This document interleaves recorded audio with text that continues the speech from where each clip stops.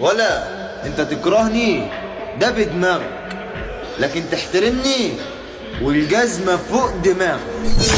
انا زي ما انا شادد حيلي بتعامل ملكي وميري، صعب درع قرش زميلي. كلمة طيبة صدقة، ما انتش تغيري اللوزر بتاعك كده وتعملي حركات وتيجي. المهم ذكي أسيل. والنهاردة حمادة تاني خالص. تحياتي لعمرو بيه البنا الموجود على الاستماع والمتكئ على أريكته. استعان مع الشباب اللي أخش لكم منين؟ مفيش في وشكم مكان.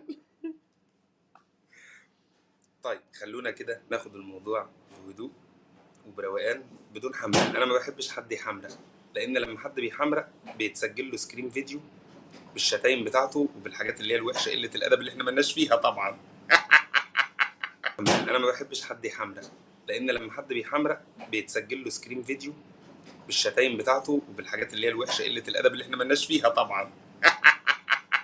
انا ما بحبش حد يحمرق، لان لما حد بيحمرق بيتسجل له سكرين فيديو بالشتايم بتاعته وبالحاجات اللي هي الوحشه قله الادب اللي احنا مالناش فيها طبعا. وتقريبا برضو يا احمد بيه عاشور مش واخدين بالهم ان هم سجلوا مكالمتي الخاصه وراحوا حطوها في الجروب اللي هو مش موجود. بالمناسبه، اذ يشاء القدر يا احمد بيه عاشور ان المكالمه اللي اتسجلت لي تدخل في جوه الجروب اللي مش موجود، اللي هي المكالمه اللي ما بين اتنين. وبعد ما تروح جوه الجروب، اختنا ايمان المهيري بعد ما كشفتهم وعرفت ان هو الموضوع رايح لجو نصب وسحر وشعوذه ودجل وقضايا وافلام وتوكيلات، طلعت ويشاء القدر انها تكون واخده نسخه من كلامي انا اللي اتسرب لي جوه الجروب ده. ويشاء القدر ان الكلام ده يجي لي تاني، اللي هو كلامي من جوه القصص بتاعتهم. ومن شاء الله النهارده يا جماعه هنشرح هم قالوا ايه، وانا في التوقيت ده من زمان خالص هم سربوا لي ايه وسجلوا لي ايه من ورا ظهري ودخلوه جوه جروب فيه اكتر من شخصيه، والكلام ده يرجع يجيني تاني. وشوفوا فتحي كان رده ايه في القصه دي. ده رقم واحد. رقم اتنين، اتزق عليا واحده علشان اغلط منهم من جوه الجروب، علشان اغلط في عم محسن. شوفوا رد فتحي الجوهري كان ايه. ما هم بيصطادوا في الميه العكره، وفي نفس الوقت اتاخد موبايل واتبعت منه رساله لفتحي، وانا برضو كان ردي ايه على الرساله دي، علما بان انا عارف ان الشخصيه نفسها اللي واخده موبايل والدتها وبتكتبها لي عشان توصل لهدف في دماغها. برضو كان رد فتحي متسجل. تخيلوا كل ده اتسجل لي، ومع ذلك انا بحب اعرض تسريباتي لنفسي. بحب اعرض تسريباتي لنفسي. بس قبل ما اعرض تسريباتي لنفسي، اتمنى ان كل الناس المحترمه تعمل لايك وشير للحلقه وتسمع هم قالوا ايه. وفتحي الجوهري اللي تسجل له الحاجه هعرضها لكم دلوقتي، وتشوفوا رد فتحي الجوهري كان ايه، وتشوفوا انا كنت هستشهد بمين علشان يجيب ايه.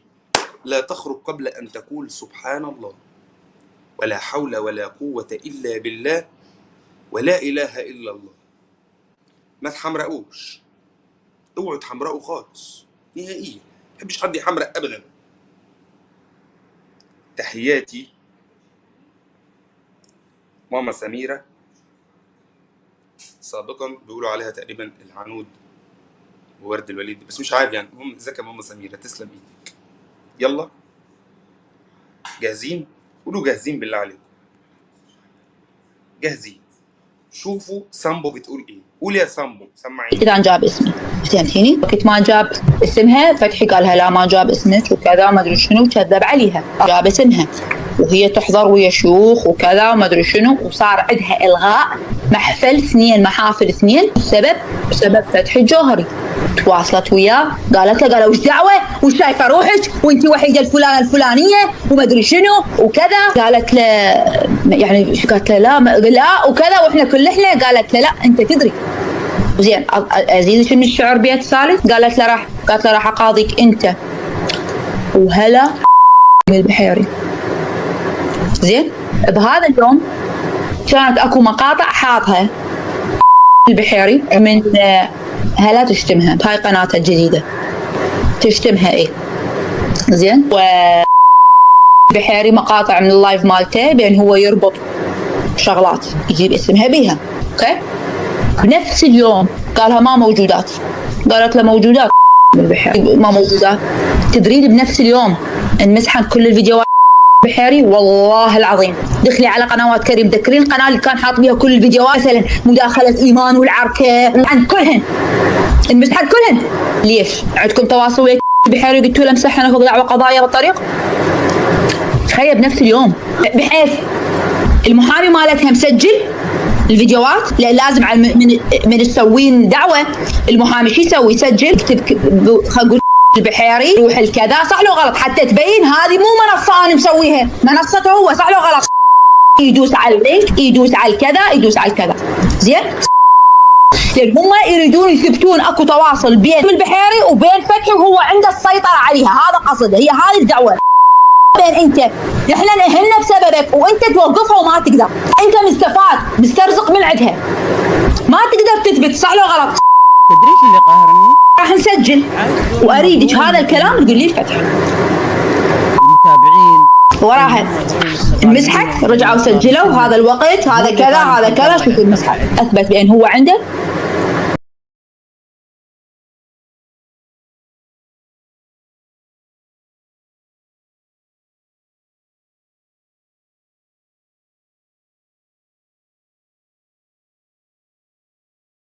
بعدين وايه اللي حصل؟ يعني انا كان ده ردي؟ طيب بالمناسبة يعني انا مش هشيل حاجة. وتخيلوا ان في واحد بيتكلم بتلقائية من غير ما يعرف ان في حد هيسجل له على البرايفت وباخد راحتي في الكلام وانا مش هشيل اي شيء. انا هعرض لكم وشوفوا فتحي التسريبات اللي هم بيسربوها ليه جوه الجروب عندهم اللي هو مش موجود اللي هو ايمان اخدتهم ورجعت جابتهم تاني بعد ما خرج. وشوفوا كده رد فتحي ومحاولة دخول واحدة منهم وانا مش واخد بالي ورديت عليها واخدت الفويس بتاعي برضو راحت حطته هي كمان في الجروب. كان ايه على عم محسن؟ شوفوا كده وخلي بالكم انا عايز اقول لكم ان هي لما تلاحظوا هتلاقوا ان المشكلة بتاعتها مش انها بتتشتم، لا هي مشكلتها ان في حد من المتابعات اكتر من حد قال لها انت بتتهزي وفتحي راسي وبرنس. والناس قعدت تقول لي برافو عليك يا جوهري برافو عليك يا برنس. برنس في نفسك كده وانت قاعد عالمي فنان استاذ ورئيس قسم. بس تقريبا الموضوع ده بيتعب. انت لو انا ما لاحظت اعرفش والله بيتعب العظيم ليه. ان فتحي والله كل صدق واحد مبالغ وكاريزمته.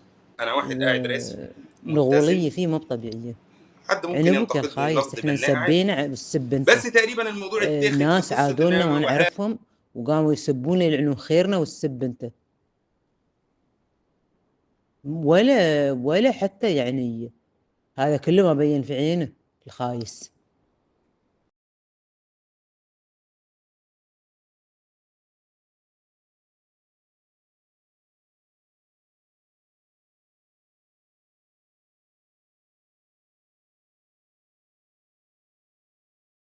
لابستم بتشتمني. طيب ماشي وقامت بعتت لي مقطع فيديو وهي بتشتم. طب انا مال امي لابستم بتشتمني. طيب ماشي وقامت بعتت لي مقطع فيديو وهي بتشتم. طب انا مال امي لابستم بتشتمني. طيب ماشي وقامت بعتت لي مقطع فيديو وهي بتشتم. طب انا مال امي لابستم بتشتمني. طيب ماشي وقامت بعتت لي مقطع فيديو وهي بتشتم. طب انا مال امي انا مالي. شوفوا رد فتحي الجوهري السافل الوحش قليل الادب. مالي امشي هم بعيدين كل البعد عن اي قصص واي كلام اللي انت بتسمعيه ده من حوالي 3 شهور، وهي كل شويه اللي عماله بتنزله، اما كل قناه بتتقفل لها، اما الفيديوهات بتتشال، هي مسيفاهم. مش اللي هي حاجه جديده يعني، ممكن تكوني شايفها نازله امبارح، بس الكلام ده من 3 4 شهور، ومحدش شايفه الا يمكن 3 4. احنا بالنسبه لنا ملناش علاقه بالقصص دي خالص، وملناش في الجو ده، وسايبين القصص دي، ولو انت بعيده فاحنا ابعد. تمام. لكن جاي تحمليني انا قصه مش بتاعتي، مش فاهم انا ايه وانت ما طلعتي على المنصه كده عشان تتكلمي على كوكو، وانا اجيبه لو يجيب اسمي ولو يجي. طب ما انت ما كنت بتتكلمي برضه انت كمان يعني، ما انت كنت وانت على المنصه كنت بتتكلمي. بحس ان انا مش لوحدي. في ايه؟ تتكلمي. بحس ان انا مش لوحدي. في ايه؟ تتكلمي. بحس ان انا مش لوحدي. في ايه؟ تتكلمي. بحس ان انا مش لوحدي. في ايه؟ تتكلمي. بحس ان انا مش لوحدي. في ايه؟ وايه علاقه حكايه بتدخليها في قصه واحده بنت كلب سكريه قاعده في امريكا عماله بتشتم الدنيا كلها، وبتشتم مصر، وبتشتم رؤساء الدول كلهم، مش عشانك انت بس، بالقصه دي؟ يعني ايه دخل حكايه بدي؟ انا مش فاهم برضه، عايز افهم. ترى أنا هذا اللي مضايجني، يعني أنت تسب أمهات البنات ليش؟ يعني الحرمة غافلة ما تدري عن الدنيا، يصير تقولها أمك فيها هذا من وفيها كثر ما وفيها، يفضح ترضى حد يقول بالحريم عن أمك أنت؟ ويرمس عنهن. لكن وهاي هذه السوالف اللي أمي، يسويها كلها. أنت ساير انت مصر لاحظي من يسوي وشايفة هاي السب السوالف اللي هو وهالرمس الفارطة، ترى كان من السلام عليكم طالع عندهم اصحاب عادي. المحتوى، من هو اللي متفيج حق الحريم ويسوي هالسوالف الا هو؟ ما حد غيره، هو اللي مسوي هالسالفة كلها ويسوي هالسوالف، والله بيفضحها فضيحة الدنيا والدين. صبر انت عليه. على فكرة وجه فتحي مبين انه دايخ حشيش، مبين الراحة اللي مبين فيها وجهه. هذا اللي جايبنه هو اللي يصبغ دايخ حشيش، وسيده هو يوم دخل يتكلم عن هذا الرجال انه لازم يدوخ حشيش والله يفكه وما ادري شو. زين ليش ترمس عنه وتقول انه يدوخ حشيش؟ عشان تبعد يعني الشبهة عنك مثلا؟ منو سألك؟ في ناس واقفين في ظهري وبيسندوني، وفي ناس بترغي في ظهري ولا يشغلوني. نقل الكلام شغلتهم، ستاتهم ارجل منهم، اللت على شفايفهم على طول شاغلهم. اعيش راجل من ظهر راجل، اعيش جدع من ظهر جدع.